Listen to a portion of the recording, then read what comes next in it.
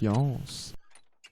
Bonjour et bienvenue pour ce Stop Science où aujourd'hui on s'attaque à un gros morceau, une pièce maîtresse de la science puisqu'il va s'agir de passer à l'épreuve du feu, la théorie qui est certainement la plus consensuelle et la plus ardemment défendue par les guerrieros de la biologie. J'ai nommé la théorie darwinienne de l'évolution des espèces. La science, c'est savoir se remettre en question. Le bon scientifique ne cherche pas à prouver qu'il a raison avant d'avoir écarté toutes les possibilités qu'il ait tort. En d'autres termes, une bonne théorie est une théorie qu'on a d'abord essayé de démolir de toutes ses forces par tous les moyens, Même en lui faisant écouter Miley Cyrus? surtout en lui faisant écouter Miley Cyrus, avant de se rendre compte qu'en fait elle résiste vachement bien. Parce que pour les scientifiques, il n'y a pas 36 façons de savoir si on peut esquiver une balle avant qu'on se la tire dans le pied, il faut essayer. La théorie de l'évolution n'est pas irréfutable, elle a ses limites, des points faibles, des piliers qui, si on parvient à les faire céder, feront s'écrouler tout l'édifice darwinien. Dans cette vidéo, nous allons donc vous présenter les 6 meilleures façons de dynamiter ces piliers et de passer la théorie de Darwin à la moulinette pour voir dans quel état elle ressort. On ne s'intéressera ici qu'à l'évolution, que nous opposerons à la fixité des espèces. L'origine de la vie, c'est un autre problème. Certes, l'hypothèse fixiste ne permet pas de résoudre cette énigme, sauf par l'intervention d'événements surnaturels. Et l'hypothèse évolutionniste peine à la résoudre, par des modèles encore largement théoriques. Nous ne nous intéresserons pas non plus au dessin intelligent, une petite fantaisie mêlant maladroitement événements surnaturels et évolution des espèces. Ici, il s'agira donc de savoir comment démontrer scientifiquement qu'une, plusieurs, ou même toutes les espèces qui peuplent notre planète n'ont jamais évolué. C'est déjà un bien assez vaste programme, vous verrez. Non, parce que des démonstrations bas de plafond qui tiennent pas la route, allant du risible à l'obscur, en passant par le capillotracté et le « oh, ce serait presque convaincant si ça n'était pas de si mauvaise foi », il en existe des brouettes cosmiques à foison. Tenez, avant d'attaquer la vraie science, voici 2 exemples d'arguments qui ont l'air pas si mal, voire scientifiques à première vue, mais qui en fait ne cassent pas 3 pattes à un canard. Ouais. Le premier est celui faisant appel au principe physique de la thermodynamique. L'évolution des espèces, selon cet argument, créerait de l'ordre, de la complexité si vous voulez, dans un univers où la simplicité semble régner et serait donc contraire au principe de la thermodynamique. Pour faire simple, l'évolution serait tout bonnement impossible selon les lois de la physique. Ça sonne très sérieux pour peu qu'on sache ce que sont ces principes. Mais en fait, il n'y a même pas besoin de les connaître pour se rendre compte que ça ne marche pas. En effet, il convient de préciser que tous les principes de la thermodynamique commencent par la sacro-sainte introduction dans un système clos et à l'équilibre, c'est-à-dire dans un système isolé et stable. Ces principes s'appliquent donc très bien sur le contenu d'un tupperware opaque et hermétiquement fermé perdu dans le vide spatial, mais pas du tout sur Terre, où la biosphère reçoit en continu de l'énergie provenant du Soleil et de la matière venant des météorites. C'est donc tout sauf un système clos et à l'équilibre. Par définition, les principes de la thermodynamique ne s'appliquent pas dans le cadre des êtres vivants et de leur évolution supposée. Le second mauvais argument est celui dit de la complexité irréductible. Il s'agit ici de dire que la vie telle que nous la connaissons aujourd'hui est bien trop complexe et que la nature est trop bien faite pour avoir évolué graduellement en passant par différents stades intermédiaires moins perfectionnés. L'exemple le plus couramment cité est l'œil, car pour qu'une image nette se forme, la cornée, le cristallin et la rétine doivent avoir une forme, une structure et une position finement réglée. Comment une espèce équipée d'une moitié d'œil aurait pu y voir clair ? Ça semble recevable, non? Sauf qu'il est impossible de prouver que la complexité irréductible existe. En l'occurrence, il ne suffit pas de dire « je ne vois pas comment ça a pu évoluer » pour prouver que ça n'a pas évolué. Vous reconnaîtrez que c'est assez faible comme démonstration. Ne pas comprendre un phénomène ne prouve pas son inexistence. Ça peut donc être trop facilement balayé même par de mauvais contre-arguments. Et puis de toute façon, il s'agit pas ici de s'attaquer un par un aux arguments en faveur de l'évolution. Ça prendrait des plombes. Non, là, il s'agit bel et bien de découvertes qui d'un seul coup gagnant, dévastateur, réduiraient à néant la théorie darwinienne en prouvant que l'évolution ne peut pas exister. Mais il se fait déjà tard et je sens que vous trépignez d'impatience. Alors voici sans plus attendre les 6 fléaux des évolutionnistes, les 6 découvertes qui pourraient invalider l'évolution des espèces et qui peut-être vous feront rentrer un jour au panthéon des grands chercheurs dans l'histoire avec un grand H, comme celui ou celle qui aura détruit le plus inébranlable des paradigmes en biologie. Première découverte. Un fossile humain dans le Précambrien. Si les espèces n'évoluent pas, alors on doit être capable de retrouver des fossiles d'espèces actuelles, et ce dans des strates géologiques de tout temps, y compris dans des couches aussi vieilles que le Précambrien, c'est-à-dire plus vieilles que 500 millions d'années. Trouver un crâne humain, l'espèce dont l'évolution est la plus contestée, serait un must. La classe internationale. Attention, il s'agit bien là de retrouver un crâne rigoureusement identique à celui d'un humain d'aujourd'hui, pas quelque chose qui ressemble vaguement comme c'est le cas pour les soi-disant fossiles vivants. En effet, les sélacantes actuels, les sélacantes, car ils sont en fait deux espèces, appartiennent au genre Latimeria, qui est suffisamment différent de tous les sélacantes fossiles qu'on a retrouvés pour qu'on puisse dire qu'il n'existe pas de fossiles de Latimeria. Un fossile vivant sans fossile, ça la fout mal, hein? Idem pour les limules, qui ont l'air de ne pas avoir évolué vu d'au-dessus, mais qui vu d'en dessous possédaient autrefois des branchies sur les pattes, qu'elles n'ont plus aujourd'hui. Même un tout petit peu d'évolution, c'est déjà trop. Là, il faudrait donc un fossile d'humain qui soit sans équivoque humain, pas un australopithèque, pas un néandertal, non, son identité à Homo sapiens ne devrait laisser aucun doute. Attention mesdames et messieurs, soyez attentifs, car les roches du Précambrien n'ont pour l'instant livré que des fossiles de tapis bactériens et d'autres trucs visqueux uniquement. En tout cas, rien ne possédant une colonne vertébrale. Donc pour convaincre la communauté scientifique de l'authenticité de votre découverte, il vous faudra être irréprochable sur de nombreux points. Premièrement, il faudra que l'authenticité du fossile lui-même ne fasse aucun doute. Of course! Les conditions de la découverte devront faire l'objet d'une transparence complète et d'une traçabilité totale. Pas d'approximation.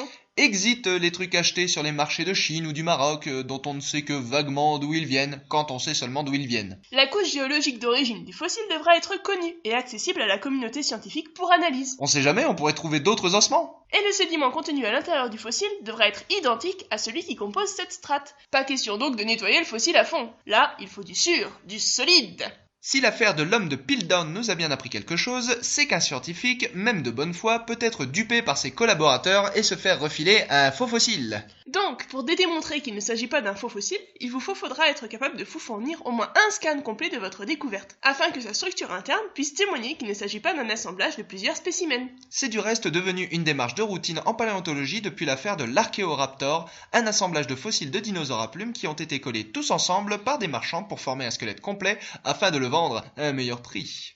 Deuxièmement, il faudra qu'il provienne d'un gisement connu. Les strates datant du Précambrien sont rares, et ce malgré le fait que cette période de temps recouvre paradoxalement les 3/4 de l'histoire de notre planète. De plus, la plupart de ces terrains sont faits de granit, une roche magmatique venue des profondeurs de la Terre, donc dépourvue de fossiles. Ce qui fait que les roches sédimentaires, celles issues des dépôts de surface et les seules susceptibles de contenir des fossiles, sont encore plus rares. Elles sont bien connues des géologues car elles contiennent souvent de l'or. Et moi j'aime bien ça alors! Donc pas d'entourloupe possible, si ça vient d'ailleurs que de l'un de ces endroits, c'est aller simple direction poubelle. J'avais dit poubelle. Trop tard. Troisièmement, il faudra bien évidemment, car c'est le point central que vous voulez démontrer, que la datation du fossile ne laisse aucun doute. Le mieux serait d'utiliser la datation absolue si quelques cristaux de zircon sont disponibles, afin qu'un âge minimum puisse être déterminé avec précision grâce aux isotopes de l'uranium. D'autres techniques de datation indépendantes devront être pratiquées, et le tout par plusieurs laboratoires indépendants. C'est à ces très lourdes conditions, et uniquement à ces conditions, que vous parviendrez à dissiper n'importe quel doute quant à votre découverte, forcément hors norme. Deuxième découverte. L'absence de structure phylogénétique.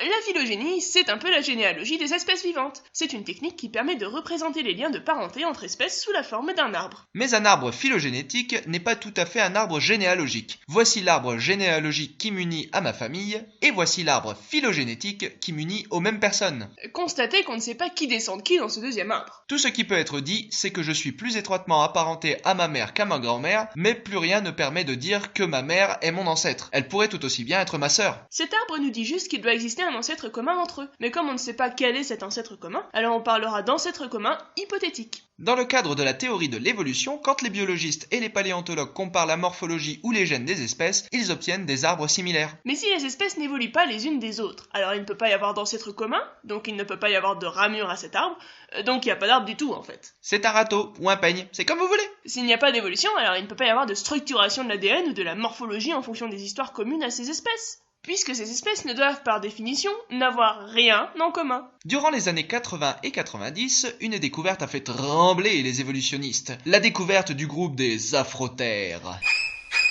Vous ne savez pas ce que c'est? Rassurez-vous, car jusqu'à très récemment, les biologistes ne le savaient pas non plus. Il s'agit d'un groupe de mammifères partageant un patrimoine génétique en commun, mais rassemblant des espèces anatomiquement si différentes les unes des autres que cela semblait aller à l'encontre de toute forme de logique évolutive. Songez un peu. Dans les Afrothères, on retrouve les gigantesques éléphants, Les minuscules rats à trompe, des taupes dorées. un fourmilier africain nommé l'Oryctérope. Non, sérieusement, ça existe ça? Mais oui, je suis sûr que tu connais celui de la panthère rose ou bien Arthur. Des produits de la mer, j'ai nommé les siréniens. Des sortes de marmottes à 3 doigts qu'on appelle les damans. Et enfin, des insectivores aux airs de Pokémon phénomène dont je suis à peu près sûr que vous n'avez jamais entendu parler, les Tenrecs.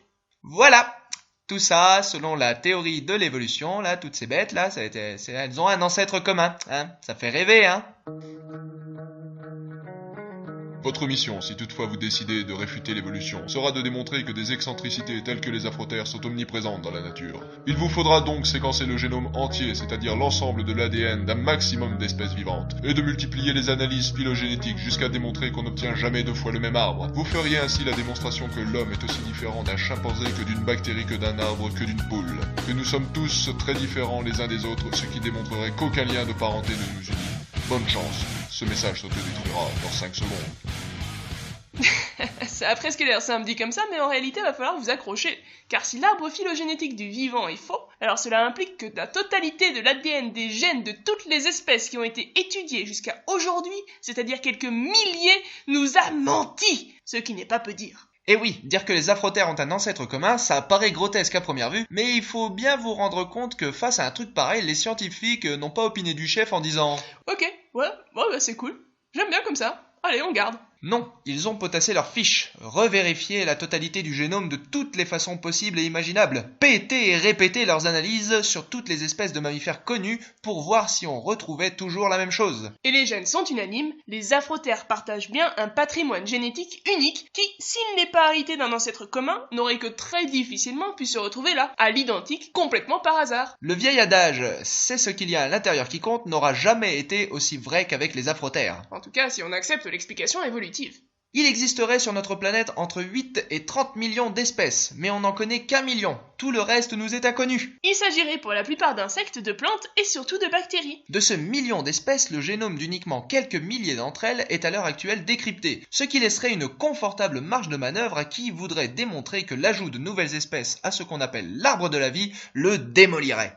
Notez qu'une fois de plus, la traçabilité et l'origine des séquences d'ADN que vous présenterez devra être irréprochable. Les séquences génétiques devront être extraites de vos échantillons par plusieurs laboratoires indépendants et devront être versées sur une base de données en ligne et en libre accès pour tous, comme GenBank par exemple, afin que n'importe qui, mais surtout d'autres scientifiques bien sûr, puissent vérifier vos résultats. Il vous faudra donc renoncer à la paternité de toutes vos belles découvertes et accepter qu'on passe derrière vous pour vérifier tout ce que vous faites. C'est ça la science, et ce n'est qu'à ce prix que les biologistes accepteront vos conclusions. Car en vérité, les phylogénéticiens sont plutôt habitués à ce que l'ajout d'espèces nouvellement découvertes bouleverse ce qu'ils croyaient savoir de l'arbre de la vie. Cela a par exemple été le cas quand la découverte des bactéries Loki a modifié plus d'un tiers de la topologie de l'arbre de la vie. De plus, les généticiens savent que parler d'arbre du vivant n'est pas tout à fait vrai, car dans le détail, il y a des échanges entre les branches de l'arbre. Vos cellules contiennent des mitochondries, qui sont d'anciennes bactéries reconverties en symbiotes. Leur ADN est typiquement celui d'une bactérie. Pourtant, on en retrouve des morceaux dans notre propre ADN, à nous, des gènes de bactéries dans notre génome. Pour les biologistes, l'arbre de la vie est donc en fait un réseau, ou plus poétiquement, un delta de la vie avec des ramifications qui se croisent. Pour surprendre la communauté scientifique, il va vous falloir découvrir un maximum de nouvelles espèces. Alors laissez tomber la blouse et enfilez plutôt vos bottes. Parce qu'avant même de travailler l'ADN dans un laboratoire, il va vous falloir patauger dans la gadoue de la forêt amazonienne à la recherche de nouvelles espèces. Et dépêchez-vous, tant qu'il en reste encore un peu de forêt. Troisième découverte. La sélection naturelle n'existe pas.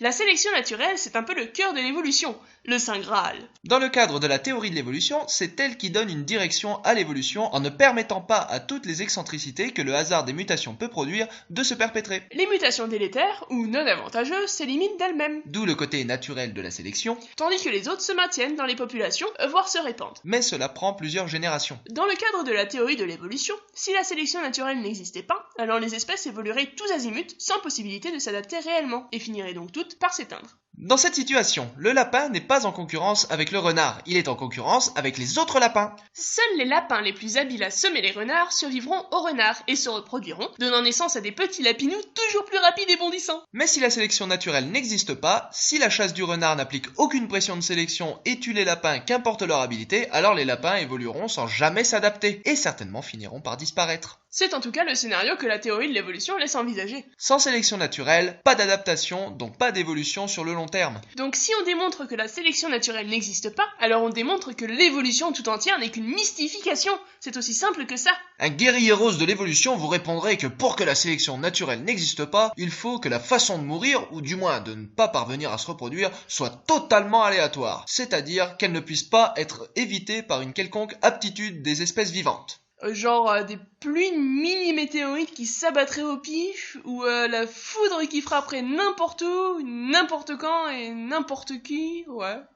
Mais maintenant, vous savez que ce type d'argument, basé sur le « je comprends pas comment ça peut exister, alors ça n'existe pas », n'a pas de valeur de démonstration. Mettons plutôt en place un protocole scientifique bien sérieux qui pourrait nous permettre de fournir une vraie réponse. Comment démontrer que la sélection naturelle n'existe pas ? La sélection naturelle est un phénomène d'élimination non aléatoire des variants qui sont les moins avantageux. En gros, si t'es pas bon dans ce que tu fais, tu sors. Enfin, je veux dire, tu te reproduis pas. Donc il faudrait créer plein de souris de laboratoire mutantes, des mutants un peu nazes, mais aussi des mutants vachement balèzes, genre des mâles avec plein de testostérone et puis des femelles capables de produire beaucoup de lait. Ça. Ça doit pouvoir se faire ça, ouais, c'est envisageable. Et puis après, on les lâche dans la nature et on voit si elles se reproduisent aussi bien que les non mutantes. Si la sélection naturelle n'existe pas, alors les souris mutantes, qu'elles soient bonnes ou mauvaises, produiront autant de descendants que les individus normaux.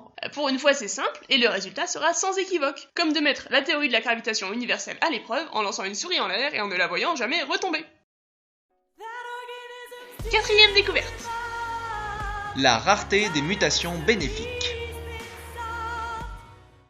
L'ADN, c'est le support de la vie, notre code-barre. Les instructions écrites en minuscules à l'intérieur de nos cellules et qui permettent de construire, faire fonctionner et entretenir les êtres vivants que nous sommes. Dans le cadre de la théorie de l'évolution, ce sont les changements réguliers dans le code de l'ADN, les fameuses mutations génétiques, qui alimentent l'évolution des espèces. Les mutations s'accumulant, les populations finissent par diverger, ne plus se ressembler et finalement deviennent de nouvelles espèces. Si la sélection naturelle est le moteur de l'adaptation, les mutations génétiques en sont incontestablement le carburant. Si nous sommes tous différents, et c'est un fait, c'est entre autres parce que l'ADN mute. Entre 20 et 30 mutations nous distinguent en moyenne de nos parents. Mais la théorie de l'évolution n'en est pas vraie pour autant. Car ces variations de l'ADN pourraient fort bien ne pas avoir d'effet sur le long terme. Il y aurait quelques micro-variations locales, de la micro-évolution, mais les mutations pourraient par exemple s'annuler entre elles, ce qui résulterait à la globale fixité des espèces, l'absence de macro-évolution. Dans le cadre de la théorie de l'évolution, pour que la macro-évolution ait lieu et qu'une espèce évolue visiblement, il faut qu'une série de mutations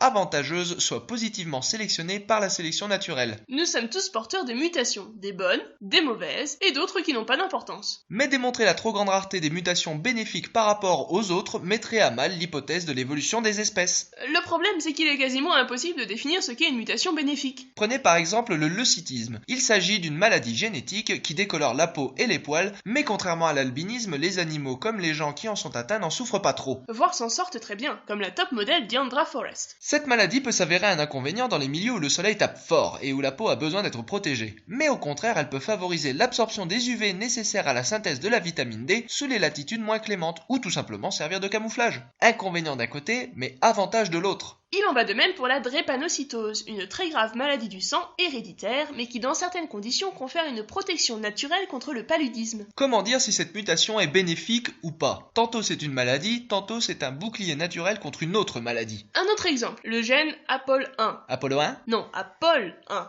Sa mutation empêche le bon fonctionnement des reins, mais la même mutation protège de la maladie du sommeil. Le bénéfice d'une mutation n'est donc qu'une question de contexte. C'est pourquoi, à vouloir démontrer la rareté des mutations dites entre guillemets bénéfiques, vous risquez de vous casser les dents. Nous vous recommandons donc de passer votre chemin. Cinquième découverte. Une diminution de la biodiversité.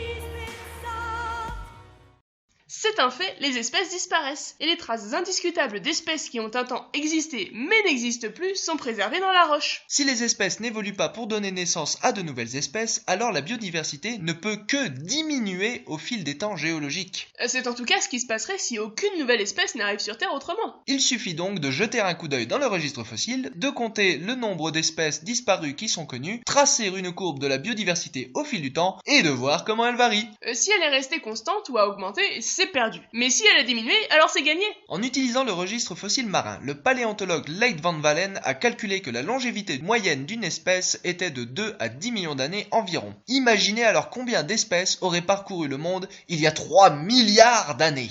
Le travail s'annonce titanesque. Néanmoins, ne vous faites pas de cheveux, car deux paléontologues nommés Rope et Sepkoski vous ont déjà mâché tout le boulot. Ils ont eux-mêmes utilisé toutes les données disponibles dans les années 80 afin de tracer la dite courbe, et voici le résultat.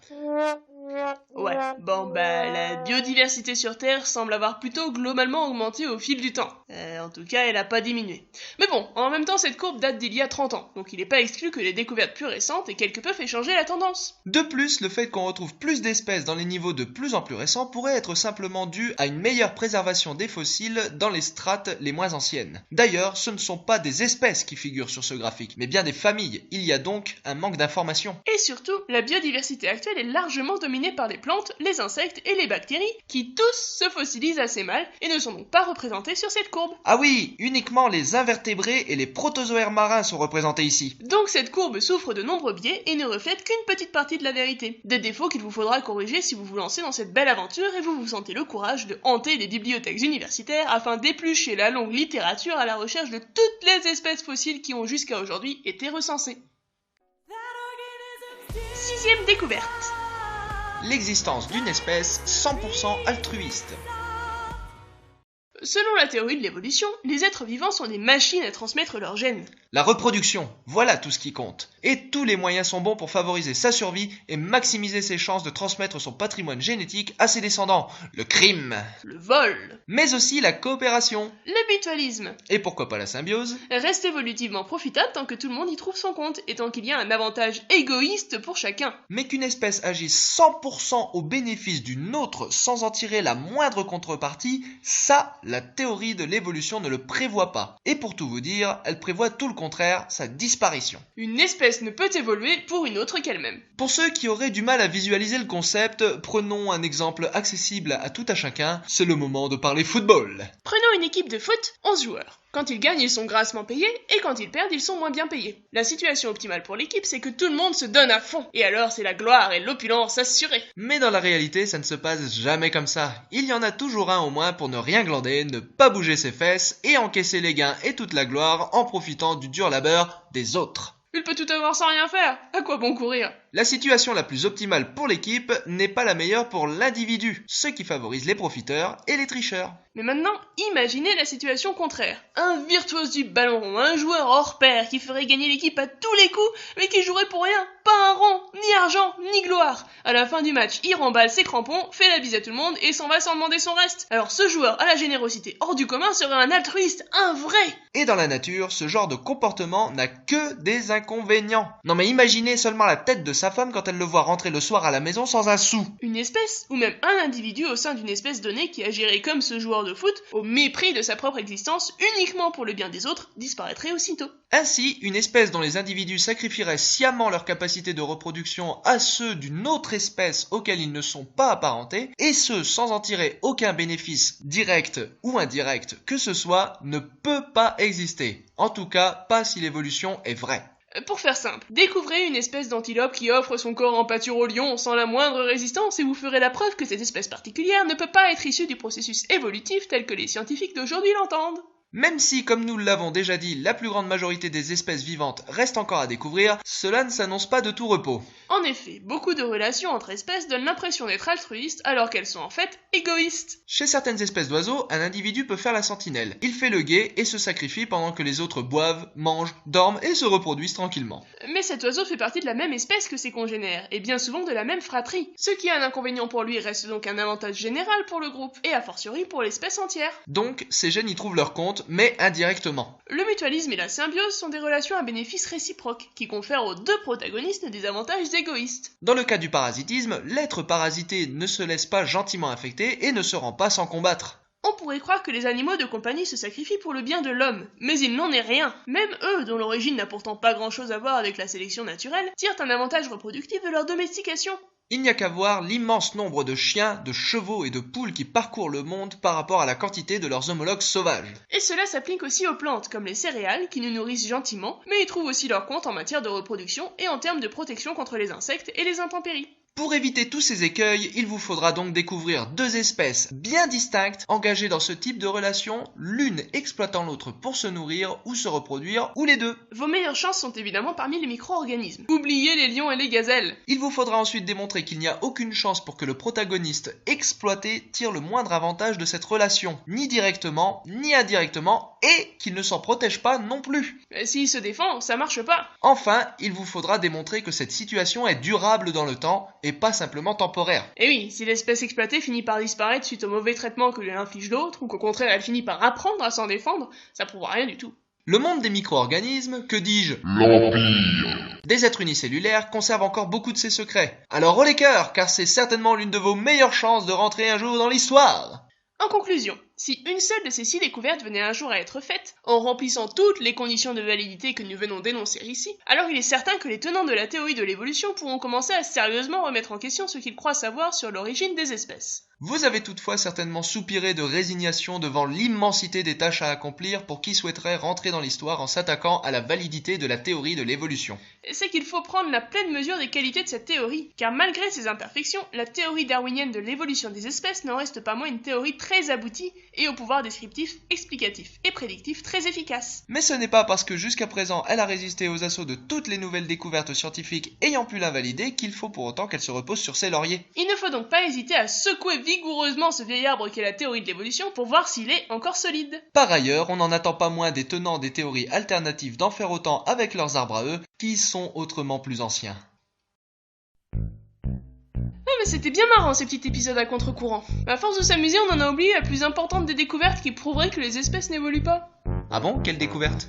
Tout bêtement, démontrer scientifiquement, de façon reconnaissable et reproductible par chacun, l'existence réelle et bien palpable d'une force qui obligerait les espèces à rester fixes. Ouais, c'est pas faux.